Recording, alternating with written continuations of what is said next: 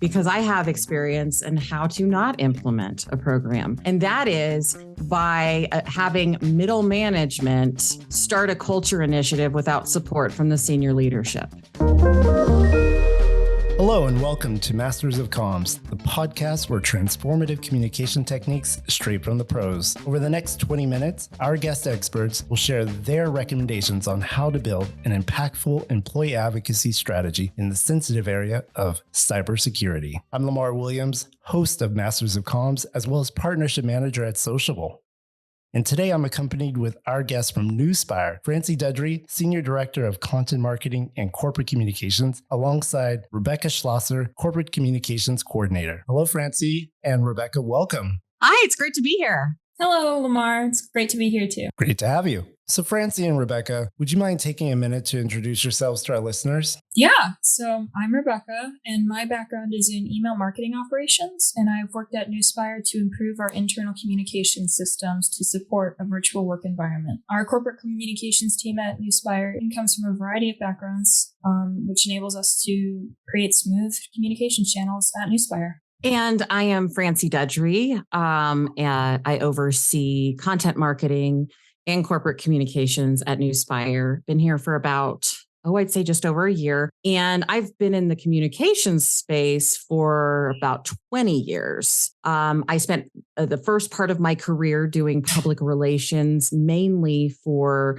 large organizations, Fortune 500, Fortune 100 companies. I also did a lot of internal comms. And then about 5 years ago, I switched over to more of the marketing communication side of things. And I've so much enjoyed it. So that's what I do currently at Nuspire. And the small but mighty team is me, Rebecca, and one other person. So we do a lot with few resources. Great. Thank you so much. And before we get started on the subject of the day, could you give us maybe just a brief overview of who Nuspire is and maybe a little more on your industry? You bet. So when somebody hears cybersecurity, it's like, is it firewall? Is it antivirus? What even is happening here? And the truth is that cybersecurity is an industry that runs the gamut. Where Nuspire sits is as a managed security services provider. So what does that mean? Basically, what we do is we work with organizations and serve as an extension of their team. So the vast majority of organizations, particularly when you're talking about small, medium, mid-size,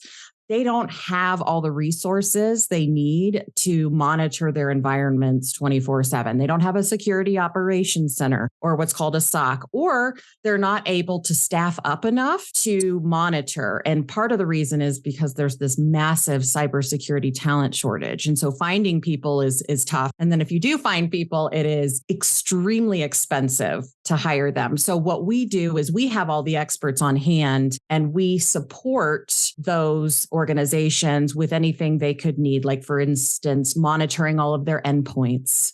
We do managed detection and response, which is MDR. We can scan their environment for vulnerabilities. I can imagine that there's a certain level of sensitivity that must be accounted for when simply sharing on social media. So can you tell us your reasons for recently deploying an employee advocacy program at Nuspire, and actually why it was so critical for you to launch such a program? At Nuspire, it's really important for us to strengthen our digital culture so we can attract and retain talent within the cybersecurity industry. We're fortunate that our senior leadership team has supported our efforts to strengthen Nuspire's social media presence, and they're the reason why that we're able to advocate for our brand by using our employees. And I would say, social media, obviously a very tricky place. Lots of crazy stuff goes on in social media. I worked for an organization that would look at every single social post and have to approve it before anybody put it up. And for me, that stifles agency and creativity, and people were really put out by it. So what was the point in posting? They didn't want to go through that process. Now, granted, it was a publicly traded company, so there were certainly some concerns there, but we at Nuspire are not. We are a company of around 240 individuals. And And so we wanted to enable these folks to feel confident knowing that they could share their love of working here freely without worrying about any sort of repercussions. I think the benefits certainly outweigh the risks. People want to come to an organization where they feel supported. And in order for us to create that kind of an environment, we have to give them the flexibility. I think also with this employee advocacy program, one of the things that we lacked in terms of branding was getting our word out there, our name out there from the employee perspective. And we didn't know, how are we going to do this in a way that makes it easy for them to share stuff about Nuspire without having to, send an email, hey, share this on your feed. It's not a good experience. And so that's why we looked at a platform like Sociable where we can put all of the posts that we would love for employees to share right there in their app, and they can easily click a button and share it. And I think that has given them a sense of pride in that they can support and promote Nuspire, but also that they don't have to worry about whether or not what they're posting, is sensitive. That's great. That's great. And with such an important objective as this program is to your strategy, what were some of the elements that you put in place to truly engage your employees? Could you provide us maybe with some best practices and also some of the results of what you put in place? Yeah, so I'm so happy that you asked this question. When we were addressing our internal communication system and evaluating what we wanted to do with our internal communications at Nuspire, we quickly realized the importance of consolidating systems for employees. Instead of having content spread out across Facebook and LinkedIn and email and chats, we decided to bring all those communication systems together into one platform that integrates the applications employees like to use. So aggregating all that content into one portal allowed us to diversify the content for employees and simplify their social media experience at Nuspire. And as a result, it simplified their employee experience as well. When thinking about how to engage employees on the platform, we looked at how technology supports the content that we have. We take full advantage of the technological capabilities of our internal comms platform to customize content to our viewers and our users. That means using audience segmentation tools to get the right content in front of the right people, creating a gamification system that rewards employees for participating in certain events and posting and sharing, and creating a newsletter and notification system that re-engages employees when they've started to become less engaged on the platform. When we combined all of these things together, we created a positive relationship between the user and the platform, and as a result, our internal engagement skyrocketed. We actually were able to double the number of employees who viewed our internal newsletter within a couple weeks of launching this platform. It's been a huge endeavor for us, yes. We're always looking to improve, right? So one of the things that we've been doing is making sure that we do these pulse checks with employees, with our brand ambassadors, with our senior leadership team, to make sure that we're doing the things that we need to do to accomplish our goals. And then we can make changes. That's what's great about the platform we use, because it's very user-friendly in the sense that we can make adjustments on our end for the most part without having to go to the vendor to make those changes. So it's an agile approach to employee communication and engagement, which I think has been super valuable for us. And I think the other thing is this was a big change for us. And big changes are often not well received in companies, regardless of how cool it is, because people get set in their ways and they're like, oh God, one more thing that I have to learn and do. So there's always going to be some of that resistance. And the key for us was to roll things out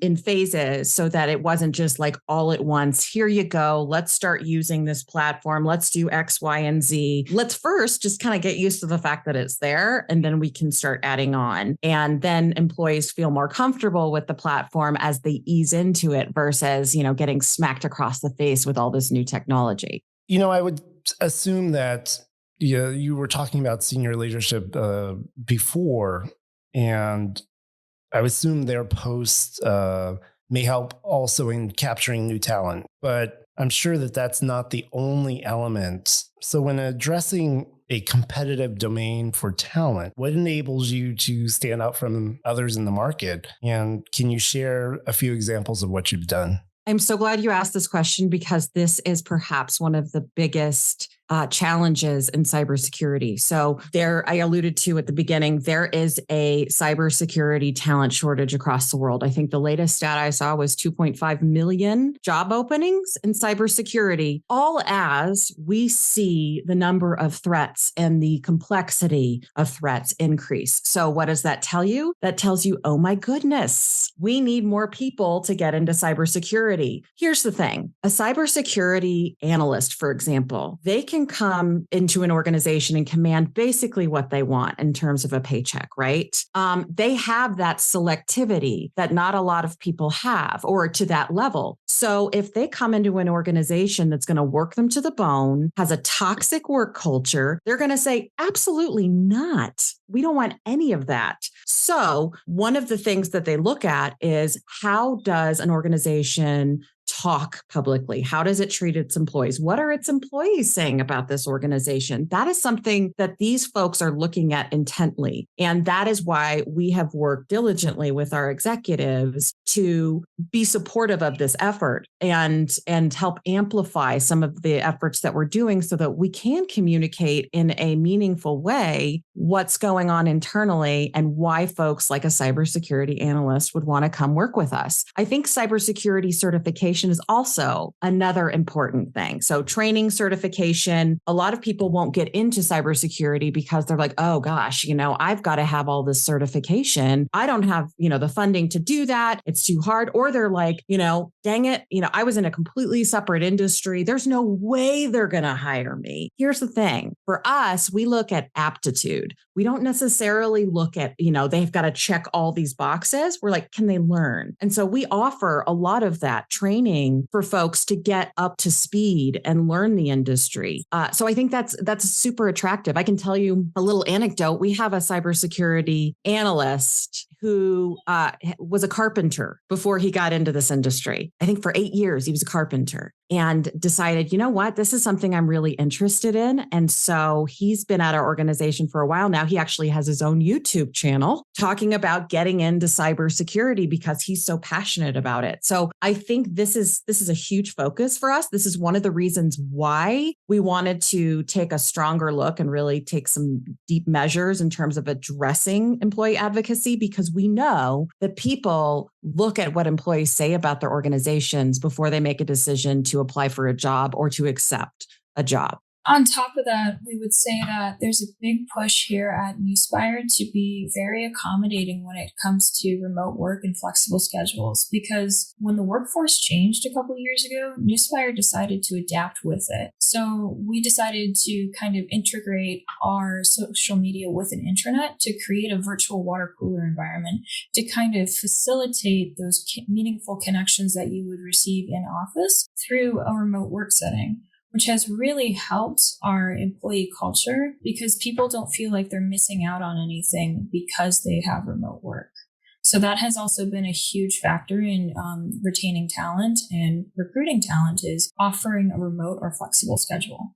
Yeah, it's actually great to see that you've built such a strong culture for sharing, which I find is extremely important. And yet cybersecurity is really a sensitive industry. One question I would have for you is, how do you mitigate against fake news or sensitive leaks from your employees? It's a really good question. And for us at Nuspire, we are all about accuracy and transparency. Those are ideals we embrace. And we've seen that by following this strategy, we have happier, more engaged employees. A lot of times when you see folks leaking information or posting things that are maybe a bit off-brand from what a Nuspire employee should be saying, or any employee for that matter, it's for people who are not happy with their workplace, who have an axe to grind, and this is an avenue for them to kind of share that out.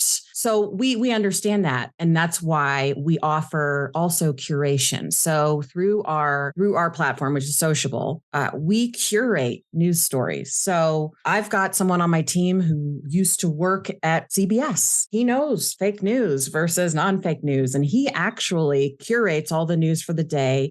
It allows for folks who are in the Sociable platform to share externally those particular articles. So they know that, okay, if this is in the employee advocacy internal platform, it's already been vetted. We're good to go. We don't need to be worried about posting something that is false or untrue. So I think that gives employees an added level of security and knowing what they're posting is above board. And when it comes to internal security for our systems at Nuspire, our teams are highly collaborative. So Francie and I on the corporate communications side, we've collaborated with our IT and internal security teams to confirm and audit that the platforms that we use have been built to protect us from any potential external threat. We've also created systems that require marketing to frequently speak with our security teams to ensure that only certain employees have the correct information that they need. So somebody who might be higher up might not necessarily need to see information for entry-level employees, so stuff like that. Additionally, we always leverage single sign-on and multi-factor authentication as a company standard for all of our virtual tools. Oh, that's great.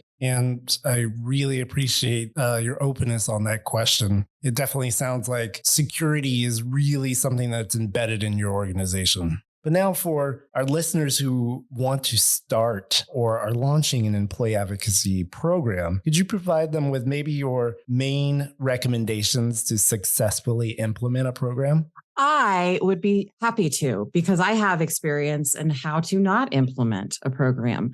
And that is by having middle management start a culture initiative without support from the senior leadership. Tried to do it at another company. Everybody was really excited about it, but our senior leadership wasn't singing from the same songbook, if you know what I mean. So here at Nuspire, this was driven by our CEO. Our CEO, when we do updates on this program, he's the one who's asking all the questions and wants to know how things are going. And he's the one who's sending us notes about, have you thought about this? Or what about this? Or great job, guys. Having that involvement and that commitment from senior leadership is critical to doing something like this. And if you don't have it, it's going to be a lot harder to get buy-in. So that would be the first one that I would say. I think the second one, and I talked about this a little bit, was to roll it out in phases and start small. Employees have a lot on their plate, especially in our industry in cybersecurity. There's a ton of different applications and technology that folks are using. So when we add one more, there's often that, another one. And so to avoid folks getting super overwhelmed with something that we want to be an integral part of their day-to-day at Nuspire, we do it slowly. So we started priming the pump early, letting folks know it was coming. We did an all hands, giving an idea to folks of how it's going to work. We also created the brand ambassador program, and they got a sneak peek at everything. So they knew ahead of time what was coming. So then when we launched it, employees knew that they could go to brand ambassadors and be like, what even is this? How do I do this? So it wasn't just Rebecca and me like trying to manage questions from our hundreds of employees. We actually created lieutenants that could do that. So, and then we'll add new things. So for example, we've started our Nuspire Olympics and we rolled that out. We didn't do that the first day. We didn't do that the first month. We let people get accustomed to using it, and then we added. So I would say take a staggered approach when you're rolling out something that's this big and something that you want to be foundational to the employee experience. And then I think this is important basically with anything you roll out is regular feedback. We often are in our own little silos. We talk to each other and Rebecca's like, yes, this is good. And I'm like, yes, this is good. And then we talk to somebody else and they're like, no, this doesn't work because of X, Y, and Z. Did you think about that? Sure didn't. So that kind of stuff helps us continue to improve and we welcome it. Constructive feedback. There's other types of feedback that are not so welcome. And we get that too, but typically we'll act on the stuff that, somebody has put thought into. I think sharing the roadmap across the organization is also important. So letting folks know what's coming so they understand that this isn't just some flash in the pan initiative that's going to go away next year. We actually have plans for the future and this is what they're going to be. And hey, by the way, what do you think of these plans? And if you have additional additional thoughts, let us know. So those are the top 3 things. So get support buy-in from your senior leadership, roll it out in phases, and then get regular feedback. Thank you. Well, we've actually arrived towards the end of our podcast. Francie and Rebecca, I would like to ask you just one last question that I enjoy asking all our guest experts on Masters of Comms, which is this. Would you mind sharing with us the title of a book or a film that had a significant impact on you recently? And just tell us why. So, Lamar, I am a mother of 2 children. I volunteer. I don't read like I used to. So when I got this question, I was like, oh man, I'm like, how embarrassing. Like, I don't have like some like Brene Brown book that I can spout out to you that sounds super inspirational, because I just don't have to. I listened to a lot of like crime podcasts, quite frankly. But I will say something that had an impact was Gaslit on Stars. So if you're not familiar, I'm a history geek.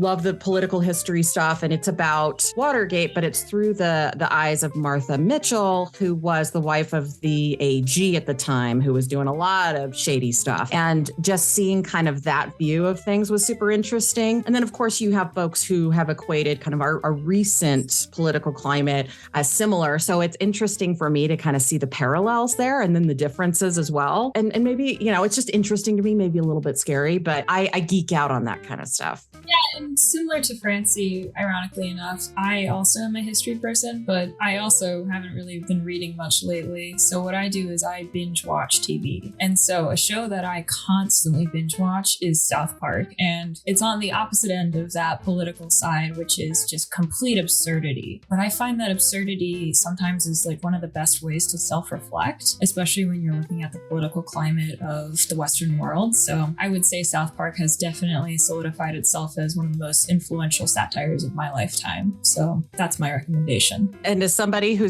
lives in Colorado, I endorse that message. Thank you both for joining us and responding to my questions today.